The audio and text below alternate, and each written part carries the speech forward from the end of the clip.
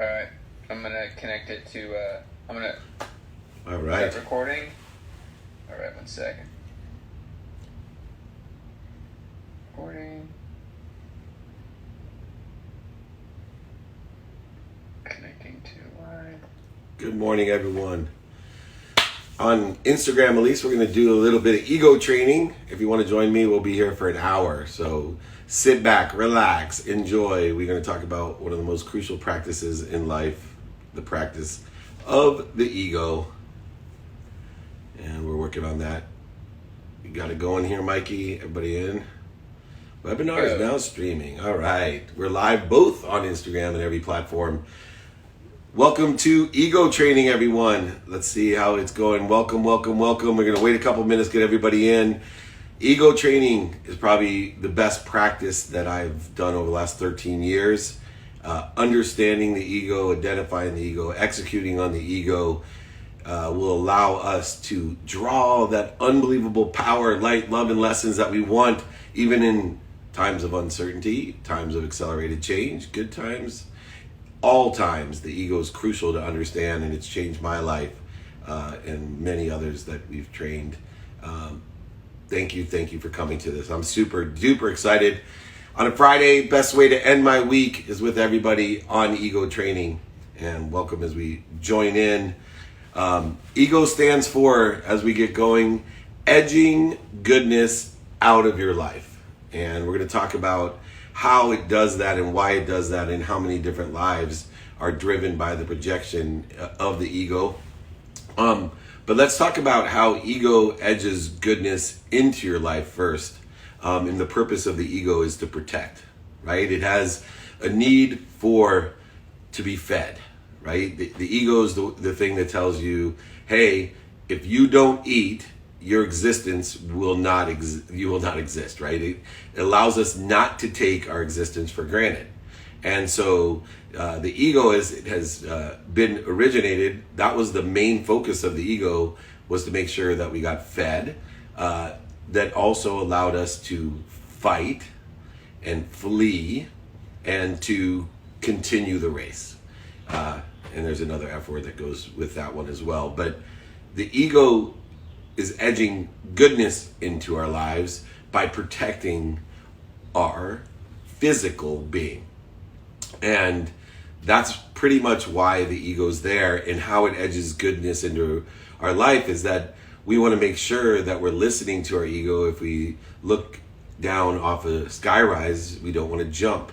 And we have to manage that ego because it affects way more than just our embodiment. And that's where it starts edging goodness out of our life. And so the first step in understanding the ego is understanding to identify and define it for ourselves. So because it's there to protect the body, it has needs. A need to be fed, a need to be flight, a need to be fight, and a need to propagate, to create our humanity and grow. But it also has some other needs that have manifested itself to do that. Number one, a need to be separate. So one of the biggest lessons to understand about the ego is that it has a need to be separate.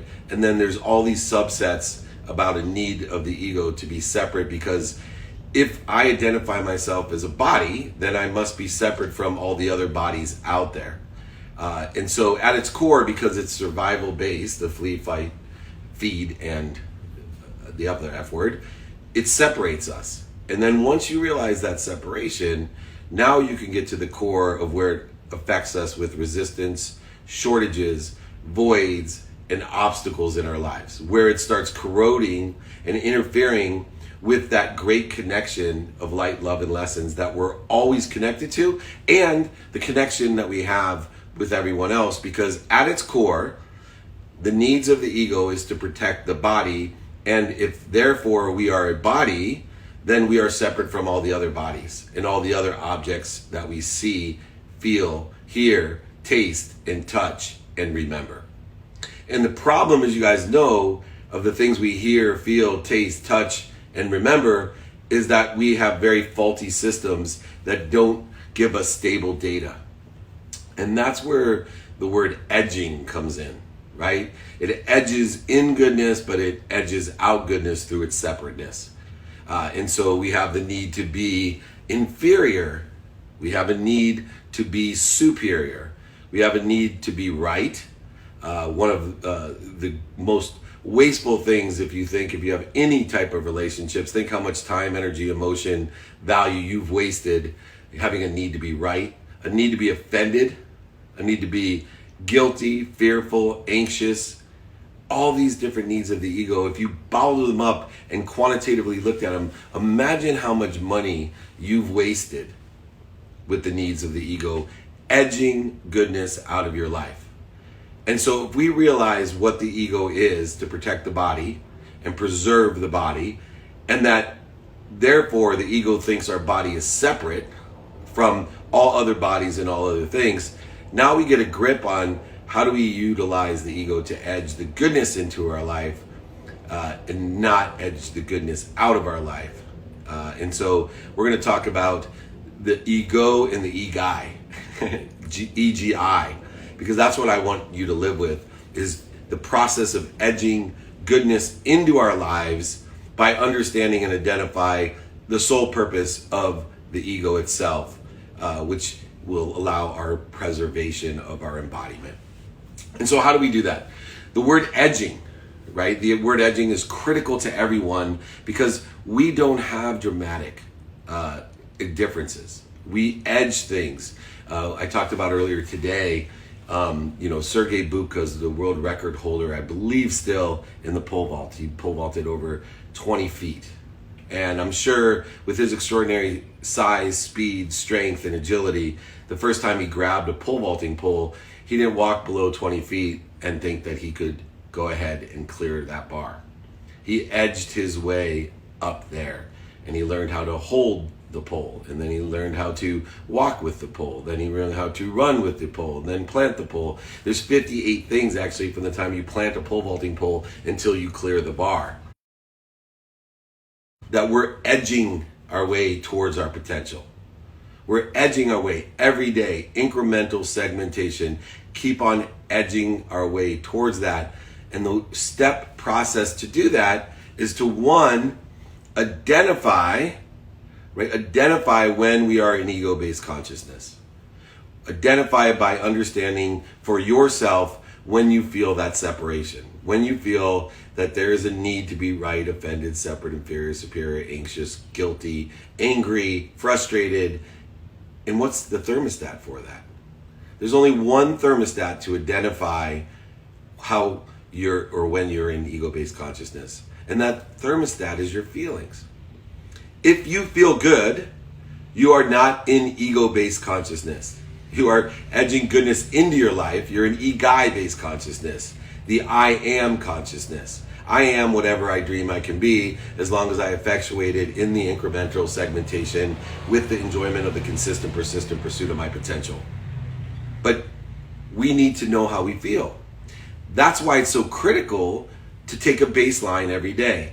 Now, you can take inventory of your values, your personal, experiential, giving and receiving values. You can meditate, you can walk, anything that puts you at your highest frequency. I talk about the myth of Sisyphus is how I see the majority of people living their lives. They spend their entire existence pushing big boulders up to the top of the hill just to have them roll all the way back down while they're sleeping at night.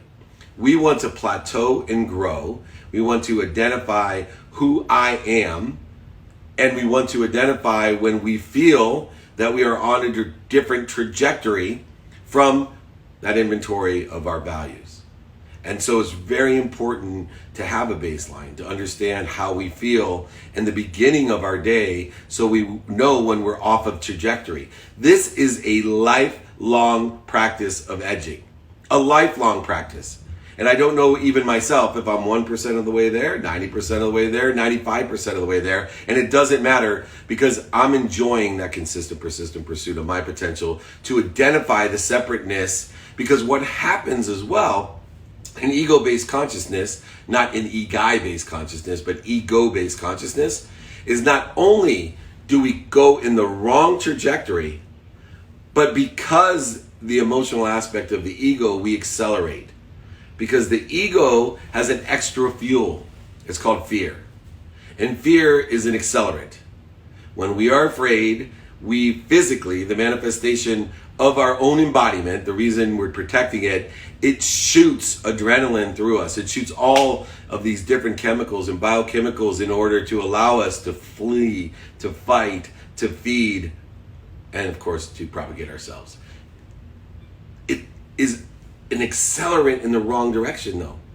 If we're in ego-based consciousness, and there's so many examples in your life, the example that I use is most simply to me when I'm driving in the direction that I want to drive, and now I move to ego-based consciousness, it's literally like getting on the freeway in the wrong direction and realizing consciously that I'm in the wrong direction and pressing the gas. And wondering why I'm all the way at the border when I should be up in San Francisco. Right? It's an incredible circumstance because not only does it put you on the wrong trajectory, but this delta in between here is the resistance, the voids, the shortages and obstacles that we create for ourselves. We make things difficult. And that's why we practice stop, drop, and roll if we can identify when we are in ego-based consciousness. Now, the ego-based consciousness, and stop, drop, and roll is stop, identify, drop to your baseline, how you feel, so you feel good again, and then roll in the right trajectory. Now, easier said than done. What are some of the practices to do that? Well, I'm going to use cold calling as an example. I have a practice called cancel, clear, and connect.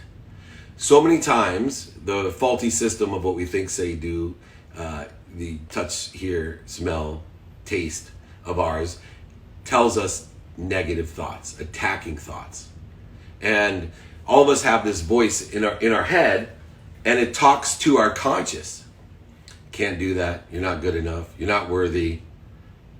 Right? You have all of these things within your conscious that tell you don't do it, don't do it. It's like the same as your voice in your head says don't jump off the cliff. It says don't start a business. Right? Don't do what your parents, want you to do. Don't do this. Don't do this. Well, I started edging goodness into my life with a practice called Cancel, Clear, Connect. So anytime I have a thought that's not aligned with my objective, in which I determine by the trajectory I want of the values I have, I just cancel it. So I don't know where my mind goes at times. Sometimes it has attacking thoughts, negative thoughts, ego-based thoughts. I simply am training my brain not to allow one of the 10,000 thoughts I consciously have during the day, some which are a communication between some voice within my head, some are a communication between other people and myself, some are a communication of what I read, hear on the news, whatever it is, I simply say cancel. I say it in my head and I say it out loud at times. If I'm telling a story with attacking thoughts, judgments, conditions, ego-based emotions, I cancel it. I make a practice that I'm not going to input any negativity, shortages, voids, obstacles, corrosion, or interference into my system, because in the end, it will change my personality, characteristics, obsessions, addictions, my energy, my frequency. It will lower my vibration, which lowers my awareness, and my awareness is my superpower, because if I can be aware of certain things, everything in my life is easy, simple, and comes through me for others, and it is allowed to happen. So, cold calling is my example, because at no other time do I have so many different voices when I'm cold calling. And I feel separate, I feel inferior, I feel scared, I'm afraid of rejection, right? And it gets worse and worse the more that I call. And so I started to utilize the practice of cancel. And so not only do I cancel the negative thoughts, which almost everybody has, because nobody likes rejection, because that hurts and our body doesn't want us to be hurt. And so what I do is I cancel those thoughts and I replace it with a positive thought, like this will be effortless. I'm providing 120 value. I actually think about in the mornings, look around and envision $100 bills filled with my room, and I'm just trading $100 bills for 20. And those are the thoughts that I'm replacing what I cancel. It can be utilized in anything that we try, right? We have 3 zones. The comfort zone where we're not trying anything. It's just inherent, like riding a bike. Then we have the learning zone where we're actually trying things and we risk rejection and failure. and then we have the anxiety zone. And we want to be as close to the anxiety zone as possible. So we want to use the ego, engage the ego in the way we feel. But if you live out in the anxiety zone too long, as you can tell during this period, all of a sudden your anxiety zone shrinks down your learning zone, and pretty soon your anxiety zone could actually shrink your comfort zone. And that's how some people don't get out of bed and get depressed and anxious and even suicidal.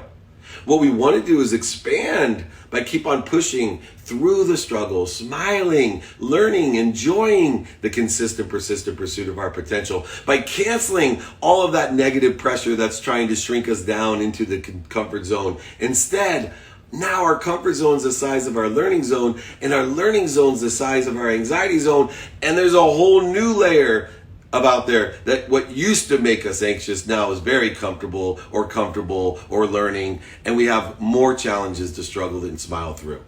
That's the whole key to what you do.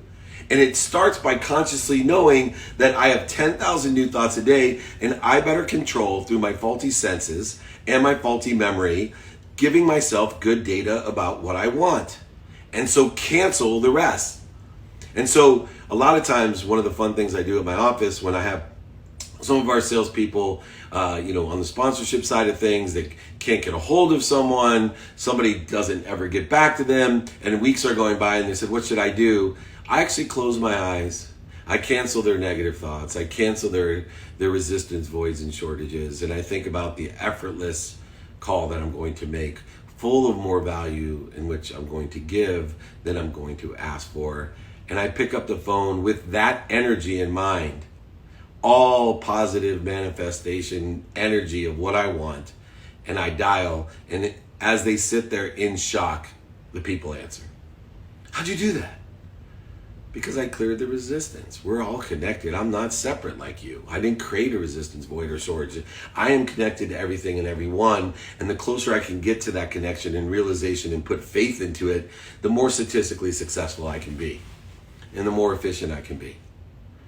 Lifelong edging, lifelong practice of canceling what you don't want. Cancel that little voice inside your head. I don't know anyone whose little voice sits there all day long and says, hey Dave, you look great. That hair is amazing. That shirt is beautiful. Those teeth are one. Not a chance. Oh, everything's going to go fine. That voice is there. And that voice is that the ego's, the dark night. He's sitting there, oh man, schlep rock. Nobody's going to answer today. Nobody's doing business today. Nobody's going to eat today. Everybody wants to fight you today. Everyone's a, no. Cancel. Now, that's the conscious. How does it work within the subconscious? In the subconscious, we have thoughts that are stored in an intermediate memory. And those thoughts are in the subconscious, and there's about 40,000 of those same thoughts. So now you realize how critical it is to input the good data, because if 21 days or more, depending on your own quantum being, how easy it is to store in the intermediate memory by what you're born with, in 21 days or more, those 10,000 thoughts, if they keep coming saying you're not worthy, you're not worthy, you're not worthy, pretty soon you're going to hold you're not worthy in your subconscious. And now, not only will it come up once during the day, but every time the lemon is squeezed, guess what lemon juice comes out? You're not worthy. You hear it, I'm not worthy. You go to bed thinking I'm not worthy. When you go to ask somebody, you're not worthy. When you get something, you're not worthy. It's sitting there in your subconscious. So if you have ideas, thoughts, words that keep coming up, even if you cancel it, cancel, and it keeps coming back, I'm not worthy, then you know it's in the intermediate memory, in the 40,000 of the same thoughts you have every day. So what do? Well, we cancel the negative thoughts, right? So we keep canceling. Every time I think of an attacking thought, a judgment, a condition, a negative thought that I can't win, or voting for somebody is something else, boom, cancel. Keeps on coming back. It's in my subconscious. Now what do? We clear it. Let me give you an example. When I was little, not that I'm big right now, but when I was younger, my mom, 6 kids, we would stay with my grandma, and very wise woman. And my siblings were extremely academic, and they were really good kids, and they studied, and I was extremely hyperactive, and I didn't like to study. And so I used to tell my grandma all the time, "Grandmother, I'm bored. What can I do?" And she would consistently, every day, persistently, without quit, tell me that only stupid people get bored, that smart people think of things to do. And so the data input at a very young age for me was that I was stupid because I really couldn't think of things to do. I just was bored. I didn't want to study. And that manifested itself for a long time in my life. And looking back and learning from it and taking the lessons of my subconscious memory of being stupid, it allowed me and caused me to, one, project my insecurity, right? Because I project everything that's within me. And so I had to be superior because I felt that I was inferior. So not only would I over exaggerate, lie, manipulate, oversell, back end sell, and say things to make me feel better and bigger and separate, but I'd also surround myself with people that were inferior in the capabilities that I was looking at, so I would actually feel better. Which is probably the worst thing that I did to myself, is surround myself with people that were less in their capabilities instead of asking for help and surrounding myself with people that understood and had situational knowledge and and elevate me and my vibration and my awareness and allow me to share in their situational knowledge, allow me to take the lessons of the dummy tax that they've already paid. But instead, one simple incident when I was young created a subconscious idea that I was stupid. And I didn't even find out. It was really interesting. I was with Dr. Sangeeta Sahi, the woman who taught me to meditate as well as to be a healer. And at the time I had no idea. And she told me, and literally almost lost all her credibility. She said, "David, you think you're stupid." She said, "You carry an energy that you're stupid." And I'm like, "What are you talking about? Like, I do this, that's the last thing. You can make fun of something else of mine, but I'm very secure in my intellect." And she said, "You think so?" Consciously, I was, because what I think, say, and do all were indicative of someone that felt as if they were intelligent. But subconsciously, I carried that energy from being a 5 to 7-year-old with my grandma telling me, only stupid people get bored. Smart people think of things to do. Now, finally, you got that time, we're canceling. You're stupid, you're not worthy, all these different energies that I've carried in my lifetime that has cost me millions and millions of dollars, and relationships, and heartache, and resistance, stress, void, shortages, and obstacles, and pain. Mental, physical, spiritual, emotional, and financial pain, because I didn't learn to cancel and clear. Cancel those negative thoughts and words and hearing and seeing and tasting. Cancel. Don't allow it to get into your intermediate memory of those 40,000 of the same thoughts that you now carry with you as an energy, that you then actually have ideas and beliefs and habits and disciplines that are relying on those 40,000 thoughts that make you you. But then there's always, in every human being that I've ever met, things that happen that are so dramatic that we don't even like to remember it.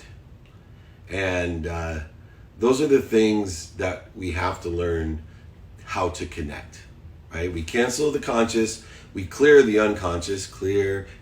By the way, when I clear, I try to have the ferocious Buddha in me, straighten my spine, take deep breaths through my nose, out through my mouth, kind of the stop, drop, and roll. Clear. Erase it from my intermediate memory, erase it from that hard drive.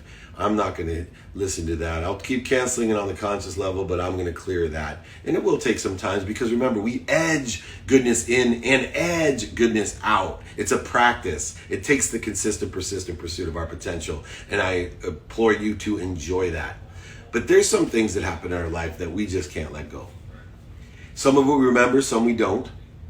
Abuses, diseases, traumatic and dramatic events that occur in our unconscious. And how do we know it? I'll tell you, it always manifests or reveals itself before you go to bed or when you wake up.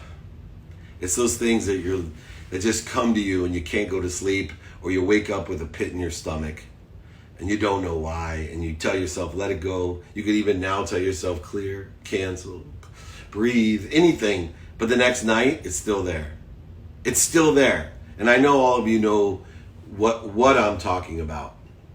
I had my dad leave when I was 5, and until I was deep into my 20s, I never had seen or remembered seeing my father crying. And it was like something that unconsciously, I think, really bugged me. I unconsciously believed that my dad didn't care about me. You know, everybody knows the birthday story and the jacket, and we had, you know, all these kids, and I always felt that, you know, he was my hero, and all these different things. I couldn't understand how he could let me go. You know, I just couldn't. And when I was like 26, I had told somebody that my dad had never cried. And meanwhile, everybody who knows me, anyone that knows me, knows I'm the biggest crybaby. I'll cry just talking about my mom, and get choked up just talking about certain circumstances. I try to clear the connection, to be as emotional as I can, to allow it to come through me so that you know how I feel. But I went to bed that night really bothered. I couldn't sleep, questioning how my father felt about me and how could he feel separate from me. I was his son. And when I went to bed, I saw my father way back when we left in Akron, Ohio, the airport. You could go to the gate.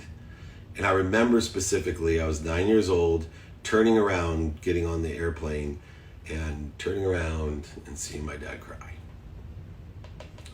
It took me until I was 26 to realize how much my dad cared about me. I'm crying right now thinking about it. These are the things that sit in your unconscious. You know, when I lost everything, I had to work through 4 different steps to process an unconscious belief. The one that every night came out, you know, I was, number one, I had to be grateful for what had happened. I had to be grateful for all the lessons, the light and love that had occurred, even though I had lost everything. And I worked really hard to be grateful. And I connected to gratitude, right? We cancel the conscious, we clear the subconscious, but the unconscious take 4 different tools. The first is gratitude, and I had to become truly grateful. And it did happen overnight. The process of connecting for me took 9 years to feel completely at peace with losing everything. 9 years it took me. 9 years. And I'll tell you why. Because first I had to work through the gratitude. I started telling, you know, consciously and subconsciously, everyone's like, oh, you know, I'm sorry you lost everything. Oh, you know, making jokes about it, going, best thing that ever happened to me, saved my life. Julie saved my life, my wife saved my life, best thing that ever happened to me. I'm telling everybody, convincing, right? And then I'd go home, as grateful as I was, and I'd dream about some of the people that weren't completely honest, that back end sold me, lied to me, cheated me. I felt offended. I still felt the needs of the ego, still edging goodness out of my life. And I used to dream of taking off their fingernails and pouring Tabasco in it. You know, all these awful thoughts. And I'd be like, cancel, cancel, clear, clear, clear. And then I worked through the second step of gratitude. I started getting gracious about it. And it came through the second step, forgiveness. Forgiveness is so powerful because it brings peace. And I realized I hadn't forgiven myself.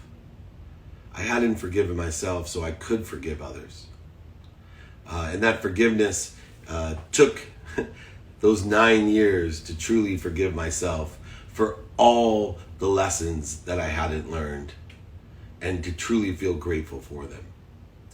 The third one is critical. The third step is accountability. And I learned at a very young age not to live below the line. My mom used to always say, that's below the line. Blame, shame, and justification. And when you had all those siblings, it was so easy to point your fingers, right? I remember this one, right? If you have one finger pointing at me, you got 3 pointing at yourself. That took me a while to figure out. I was in a lawsuit over a piece of property with a friend, and I took no accountability. right? No accountability until I started putting attention and intention into what was my part, what did I do to attract it to myself, and what am I supposed to learn from it?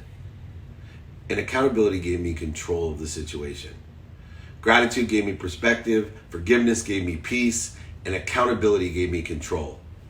And the fourth step of connecting, and connecting is not only connecting to the greatest source of light, love, power, and energy, but also allowing it to come through us with appreciation, with gratitude, and adding value of our own to it, and connecting that to everyone else.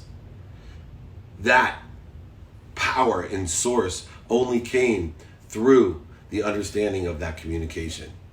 And so I'm going to finish up the training with these 4 steps of how I shifted my energy so that I actually ended up thanking one of the people that I got into a lawsuit, one of the people that I blamed for my accountable situation after I had forgiven myself and been so grateful for everything I learned through it, so I can now allow it to come through me for everyone else to help them. Don't do this. You can cancel in front of anyone you want. You can clear in front of anyone you want. But I go by yourself if you want to work the practice of shifting your energy through Connect. So what I do, utilizing gratitude, forgiveness, accountability, and that inspiration, is I shut my eyes. Whatever traumatic or dramatic thing that you cannot let go of, maybe you were abused as a child, maybe there's alcohol problems, maybe you have huge secrets and lies and skeletons that you just cannot reduce. What I want you to do is shut your eyes and see what it is right there. If there's that person, place, or thing that just keeps you up at night and makes you sick in the morning, I want you to picture it. And then I want you to start thinking how grateful you are for it. I want you to forgive it. I want you to be accountable for it. I want you to find the light, the love, and the lesson in it, and literally find a light. I don't care what color that light is. And then I want you to cover the picture in your head with that light of gratitude, forgiveness, accountability, and inspiration. I want you to cover that light. And then in the same mind's eye, with your eyes closed, with no one else around, I want you to think about your love, your light, your lesson, something that represents your love, your light, your lesson. For me, obviously, my children, my wife, Bananas Fosters, things like that just are filled with light, love, and lessons.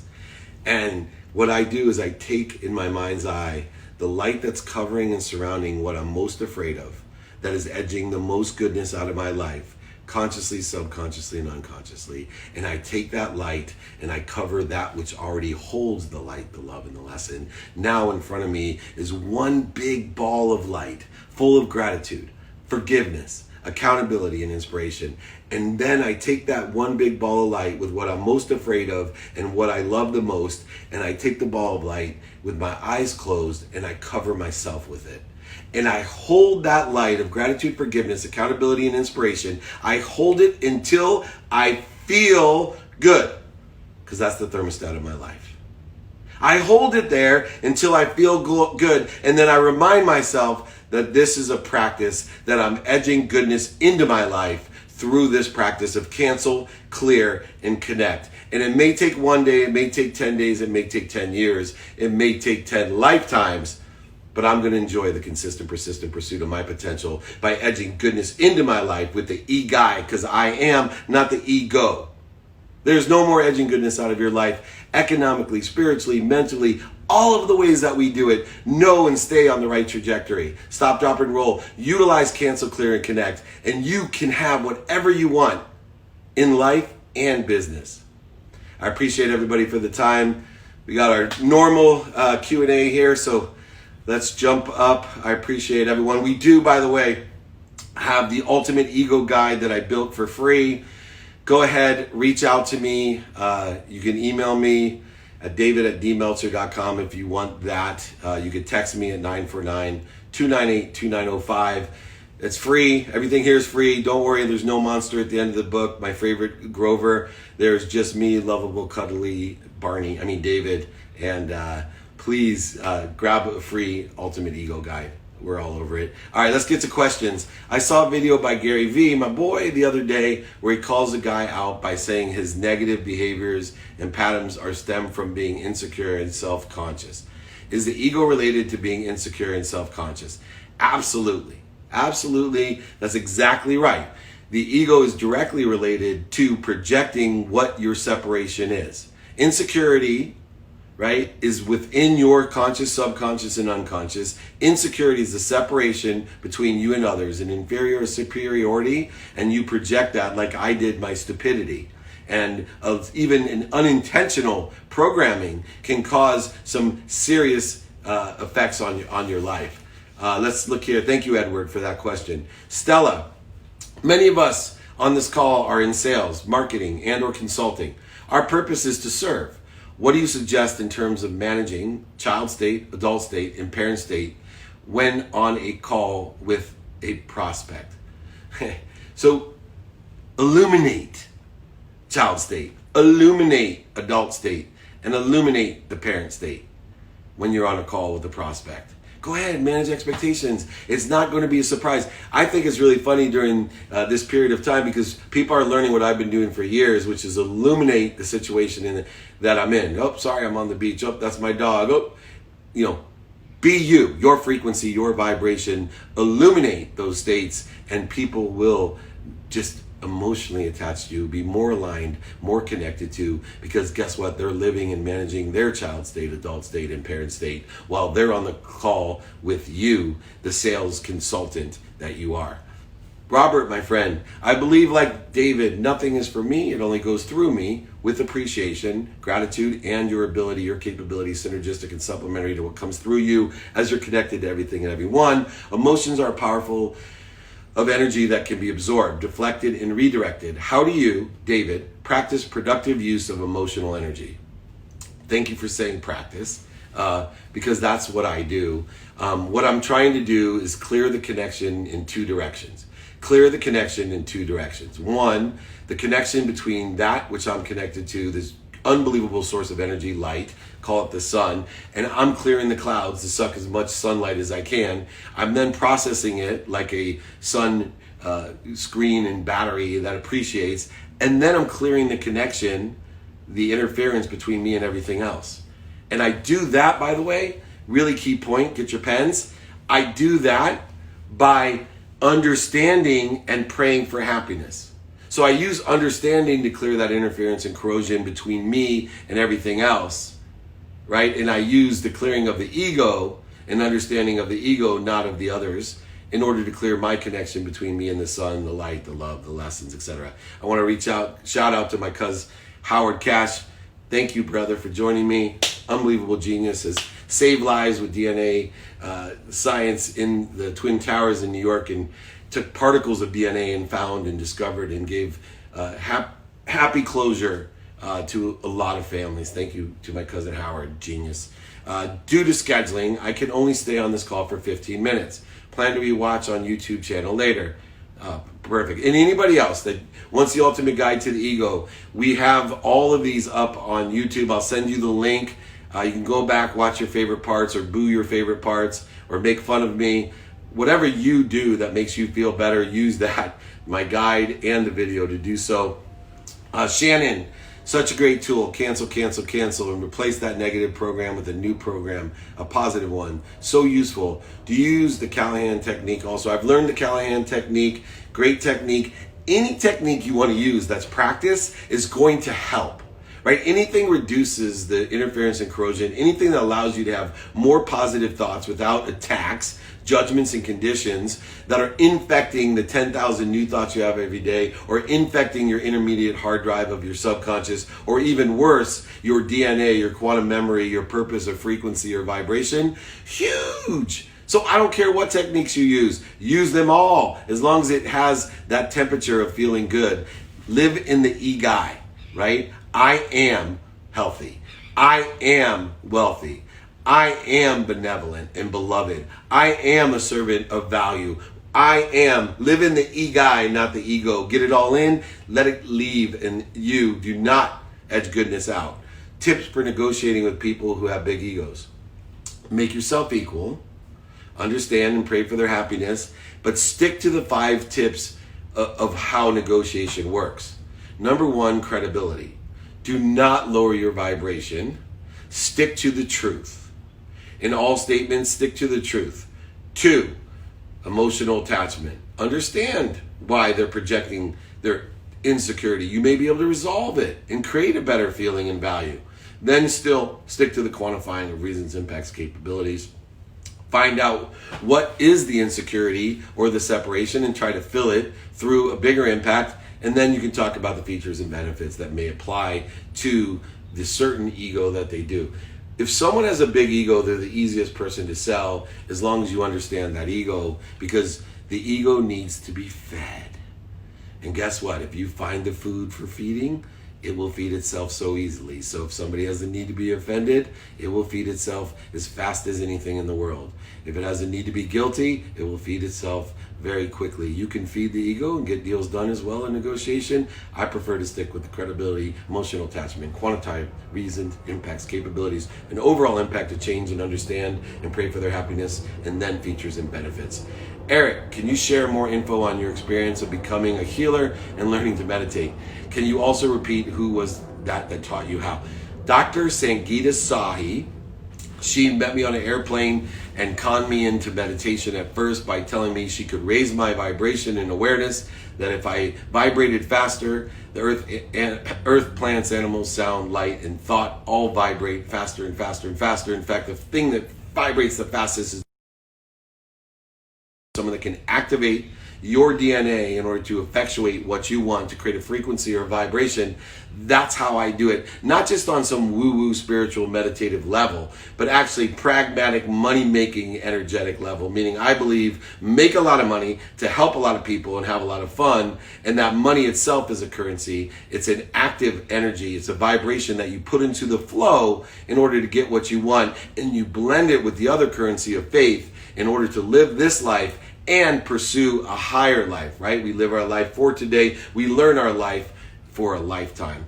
Great question, Eric. Jeremy, how long did it take you to build your business to the point of feeling more successful than the everyday average Joe? What were the 3 things you did that were on the more admin or sales side of things? Okay, first of all, never compare yourself to others. Right? I don't count other people's money. I don't want you counting mine. I am not separate from you. I am mostly and focused on elevating the average Joe to elevate myself.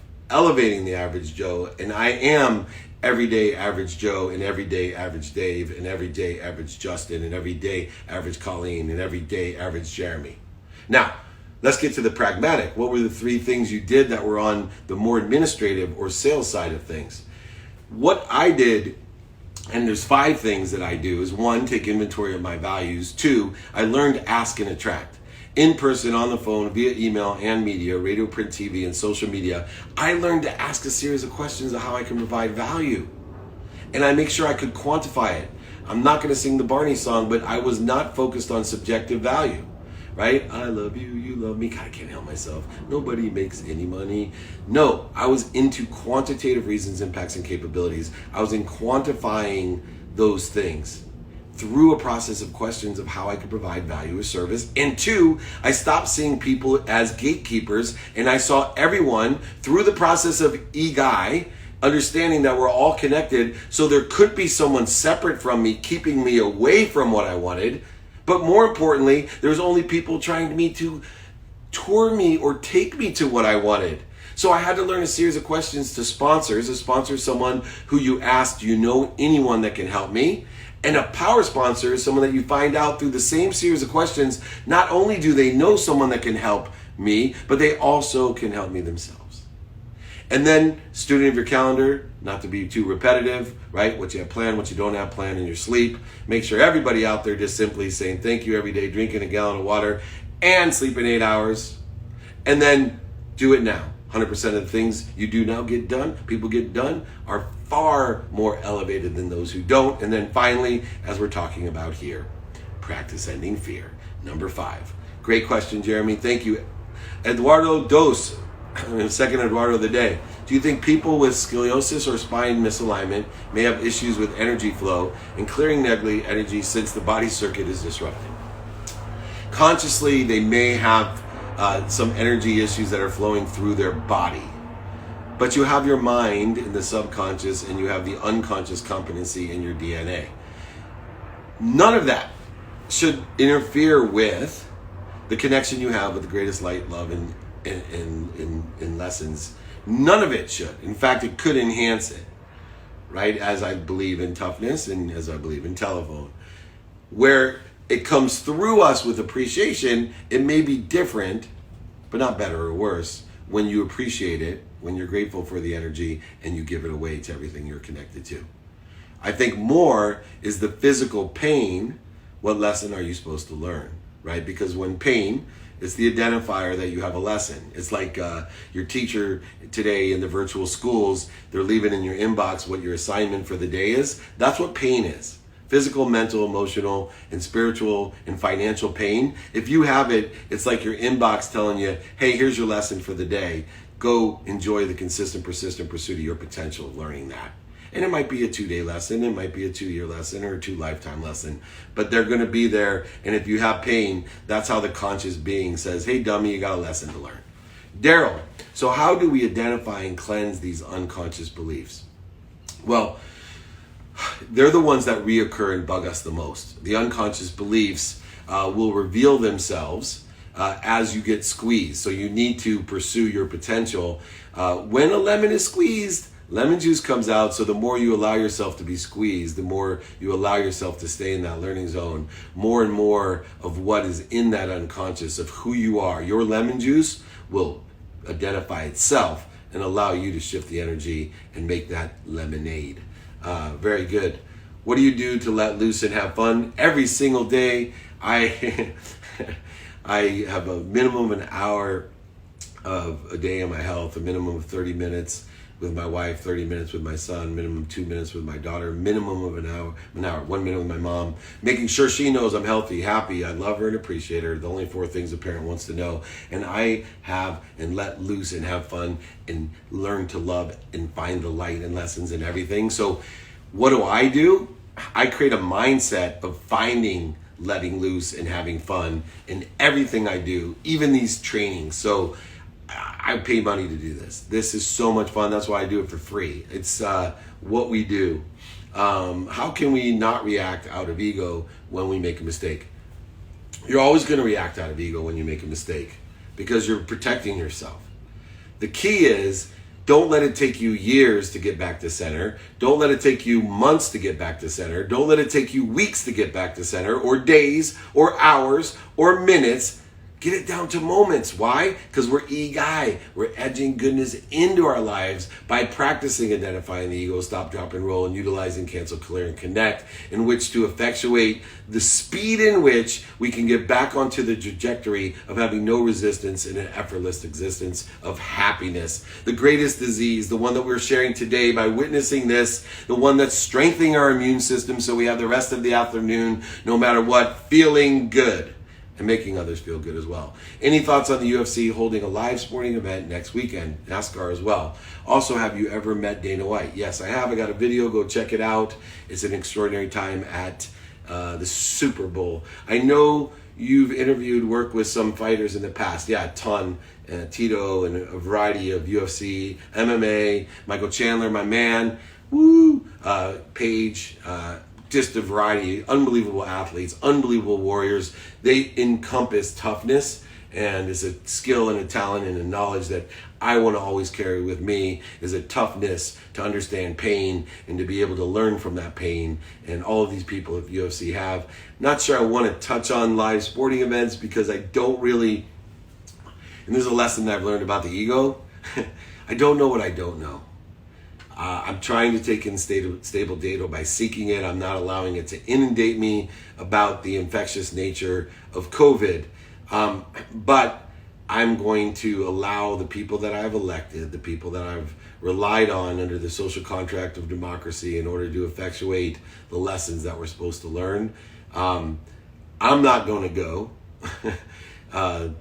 I don't want to take that risk, just like investing money. Timing and risk assessment, those are the 2 things I look at in what I'm doing. I don't want to take that risk, but I'm really curious to see what effects it does has, and any stable data that I get from it that I can help protect other people, and we can move forward as a leader in sports, making keen recommendations on what to do at live sporting events but eventually I know the stopping point for live sporting events, or the starting point, the safe one, will be when we have a vaccine. What are some common ways that people let their ego get in the way of business?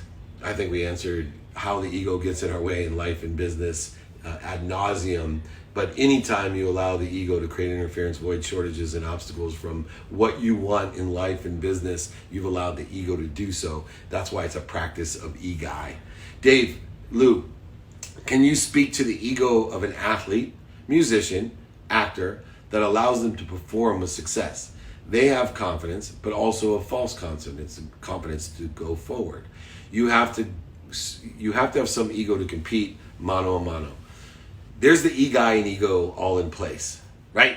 The ego is the thing that makes us afraid and allows us to say this is false confidence, but the practice of confidence allows us to have a higher percentage of confidence than false confidence.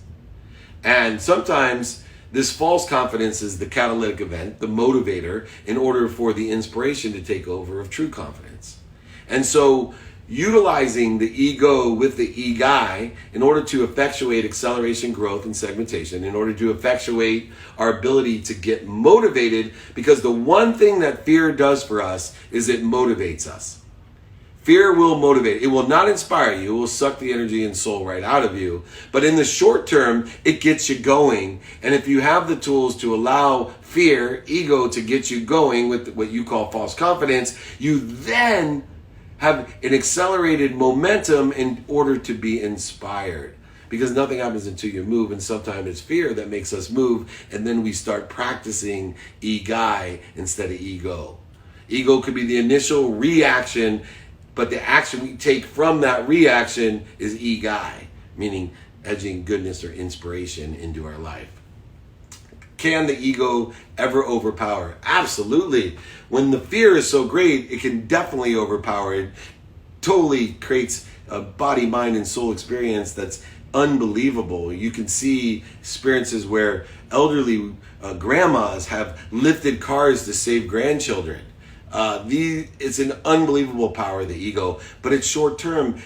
Nobody talks about when the grandma lifts that car and saves the baby, what she's done to her tendons or muscles in her back. You can go ahead medically and look at these extraordinary things the ego has done with the motivation power that it has, the catalytic event of being able to create this false inertia. There's no inspiration in it. It's all motivation.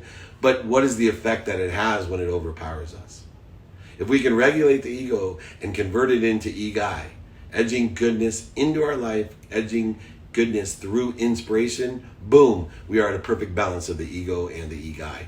Can you define accountability? Letitia, yes, I can. For me, accountability is two questions. And it's, first, it's not responsibility. So liability and responsibility are confused with accountability. If I'm sitting at a stop sign and somebody comes behind me texting and slams into the back of my car, cancel. I am accountable. I'm not liable or responsible. The laws of our land, the things that we voted through the democracy and social contract that we agreed upon, living here in the United States, determine who's going to pay the damages. But in the end, as I'm sitting there, I need to ask myself, what did I do to attract this to myself, and what am I supposed to learn from it? That's accountability compared to liability and responsibility. Stella, I'm curious about how to get into state prior to the call with a prospect. For me, it's all vision and energy. So for me, I close my eyes and I see what I want. And I tell myself it's effortless, that I'll only receive everything that I want, and I'm going to provide more value than I'm going to receive. And giving and receiving are one. I put myself not only into a mental state, a physical state, but an emotional and an energetic state, that I'm providing more value. And I'm convincing myself through meditation, through vision, through true manifestation, what I want. And it's a great practice. How can we tackle negative things around us which we cannot control? Well, cancel, clear, connect is one way, but looking for the light and the love and the lessons in them as well. Also understanding that if something cannot be understood by us, then the only course of action we can have is to pray for its happiness. That's how we find the light, the love, and the lessons in it. By the way, a lot of this stuff is included in the Ultimate Guide to Ego. Make sure you email me at david@dmeltzer.com if you want it, or text me at 949-298-2905 if you want it. Everything's free. Don't worry, there's no monster at the end of the book. You can read Sesame Street's Grover. It's my favorite book. Gary, what routine do you have at the end of your day and start of your day that help you get your edge in the direction you want? So what practice do we have? So I have a wind down and a wind up. Wind down starts about 45 minutes before I run out of energy. So it's no alcohol, no routines. No caffeine. It's no negative thoughts, words, actions, games, TV, movies. It's also physically no great exertion. All of these different things are a wind down so that I can pass out or try to make it to 11 to pass out. Allowing me to wake up at 4. 4 is very easy because I meditate for 20 minutes, raising my vibration, finding my highest frequency, setting it as a baseline for the day. I believe there's only one action in the day. Everything else is a reaction to that action. So my one action should be find my highest frequency, find my baseline, and anytime that I find myself off of it, try to get back into the right frequency, the right trajectory in moments time, not minutes or hours or days or weeks or months or years, which I had in the past. Lewis, hey David, what is something you wish you had known when you first started your journey into business as an influencer on IG? Always the lesson that I've learned is radical humility. Every time, and this is why I always say, I don't know if I'm 10% of the way there, 50% of the way there, whatever percent of the way there. But for me, it's just being humble and saying, I don't know what I don't know. There's so much more to learn. There's so much more, and I'm trying to quickly get rid of the pain by finding a mechanism or a solution or a practice or this edging in order to reduce the amount of pain that I have and expand and accelerate and grow as fast as I can and allow it to come through me for others to help them do the same. Hopefully that helps here. Getting through this, how do you change your quantum memory that you got from your parents and also keep the one you like? Okay, so quantum memory is from at least 4 generations. I believe it's from multiple lifetimes. So quantum memory is your genetics, it's your DNA. There's an epigenetic layer of that activates all the things in your quantum memory, even stuff that you may not be aware of. It also can be adjusted and trained. It's a hard drive. It's a long-term memory. So it all starts by canceling, clearing, and connecting the data that's going in there by a repetitive nature, which takes us all the way back to how we're happy by enjoying the consistent, persistent pursuit of your potential, understanding the conscious, subconscious, and unconscious continuum, understanding that the law of Goya moves itself through that spectrum into the law of attraction or the law of frequency or the law of vibration or the law of the awareness, whatever you want to call it, but that becomes quantum in our nature. All quantum means it's inherent in our nature, part of your entirety. Last thing here, Sadara White. Some things are offensive. How are we to just ignore it if someone says or does something offensive? Oh, no. I didn't say ignore it. I said to understand it and pray for their happiness. Maybe you can enlighten them. You don't ignore it, but you should not have a need to be offended. You don't have a need to be offended, but if somebody has attacking thoughts, judgments, conditions, hate, negativity, cancelable thoughts, there's no need to be offended by it, but we should take the proactive action to understand it and pray for that person's happiness so they don't project that insecurity and hurt or damage other people, or even worse, send that energy that then propagates itself into these other viruses and diseases. Instead, we want to send out happiness, which is the strongest of all viruses, the one that we now can spread just by witnessing it and strengthen everyone's immune system. I want everybody to know I certainly appreciate your time. We'll be back next Friday. Please make sure your family, friends, associates all register. It's always free. Please join me. If you want the Ultimate Ego Guide. It's free as well. Just email me, david@dmeltzer.com, or text me at 949-298-2905. Join my community. Let's create a collective consciousness. I'm looking for 1,000 people to empower 1,000 people to empower 1,000 people to be happy. Have a wonderful weekend. I'll see you next week, 11 a.m. Pacific, 2 p.m. Eastern Time. God bless. Be kind to your future self and do good deeds.